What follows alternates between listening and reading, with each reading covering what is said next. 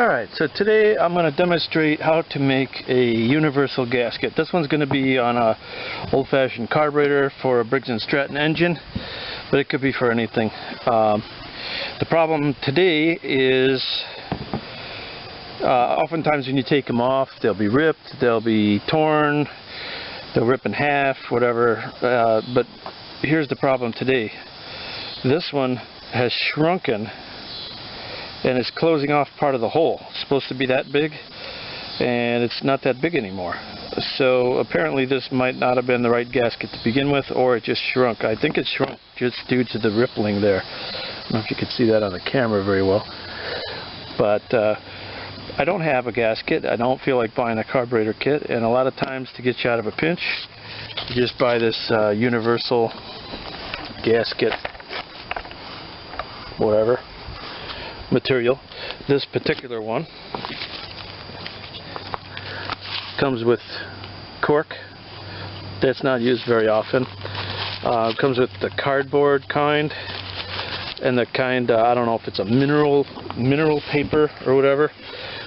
That's the kind I'm going to use, is like the mineral type paper. The cork, the problem is if it dries out for extended periods of time, they tend to shrink back down and you get a leak, and then once you start using it, it takes a while for it to swell back up. This stuff I consider to be fairly stable. So there could be a number of reasons why you want to make your own gasket. Maybe you don't have time to wait, like today. I want to put this machine back together, but I do want to put a proper gasket in it. So maybe they don't make that gasket anymore, or you don't feel like buying one, whatever. You can just get this universal paper, and what we're going to do is try to trace that material, that size on there. We'll have to drill some holes and cut for the second one there. Now, as many different people as you ask, and many different opinions as you get on how to do this properly. But I found it's just best to start by just getting the main size that you're going to need. Get an approximate, cut that piece off so that then you're not dealing with the whole other piece. Another thing I could have done is trace this out a little bit, but that doesn't really help me because it's deformed. You could take lead pencil, put it on there and try to transfer it. You could take paint, put it on there and transfer. I mean, there's 50 different ways to do the same job here. But what I'm going to do is just slightly bend over the gasket, and I'm pushing down on this, and I'm going to get an outline on the bottom side here.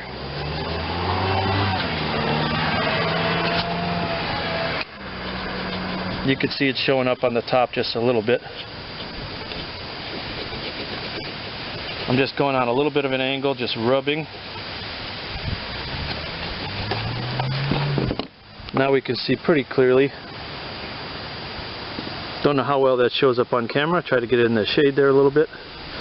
And we got a pretty good outline of where we want to be. Even the inside started, so that's even better. Scissors would probably be better. Today I've got a knife.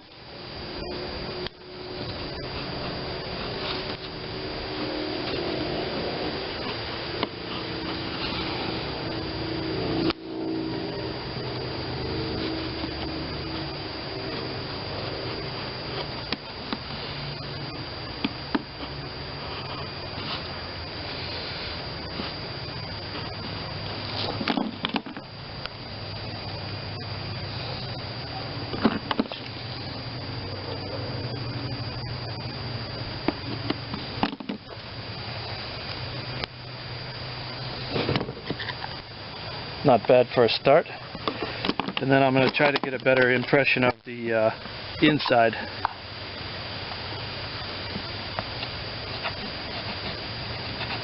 So again, a little bit of an angle here. Trying to not move it every time I do that.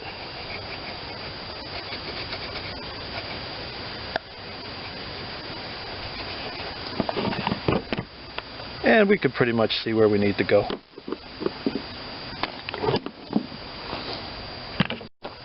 Okay, so I've got that cut pretty good there. Best I can do as far as circles go. And then we got to mark the holes that need to be drilled or cut out for the screws to go through.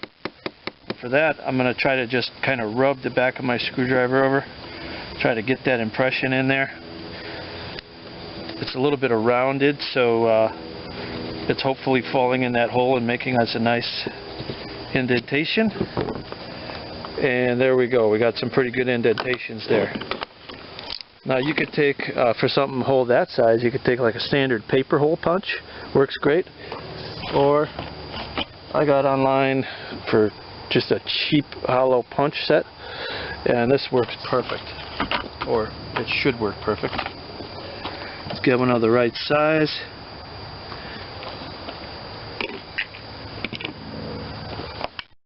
And I'm going to try just by hand. This is a very sharpened point. I'm going to try just making the circle with my hand instead of hitting it with a hammer.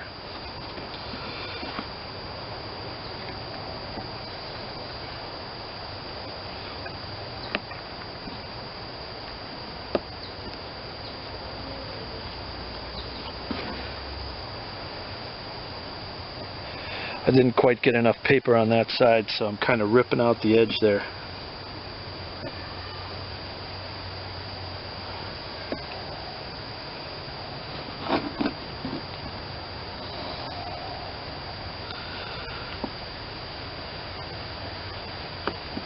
There we go.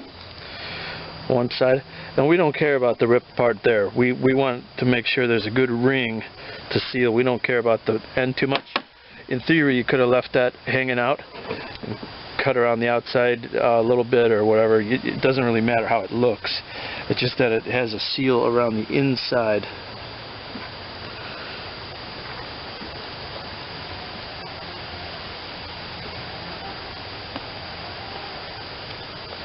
I think I felt it break through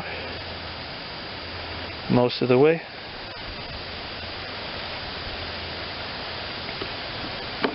There we go. Let's see how that looks. Not too bad. Another way to make a gasket is, I've had decent luck with this. You got to watch how much you use. 1 minute gasket.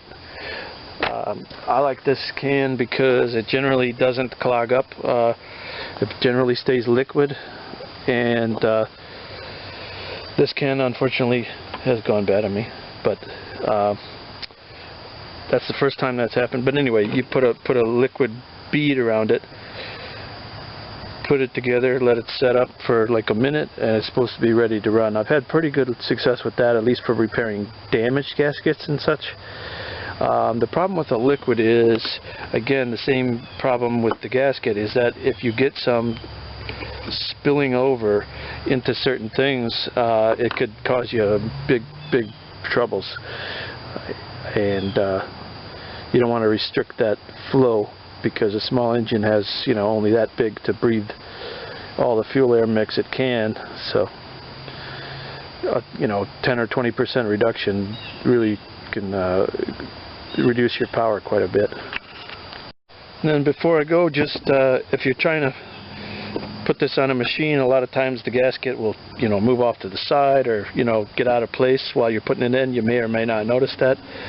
One way to prevent that is just take a little bit of, I got a little bit of that gasket sealer on here. You don't have to use gasket sealer, but this is, I'm using this as an adhesive. Put it on there. And now, as you're working, that thing's not going to fall off. You know, now that you got that stuck down, it's not going to fall off and come out of place on you. And that's about it. You can make a gasket for just about anything you want to use. It's not recommended for head gaskets, obviously. There's a way too high compression for the type of stuff we're doing here. Here we're just sealing it against a little bit of vacuum from the carburetor, vacuum pressure. And thanks for watching. If you liked it, check out my other videos, link in the description below to Amazon. If you need to buy anything, just go ahead and use the link to get there, and that gives me a small residual to use towards future projects. Thank you.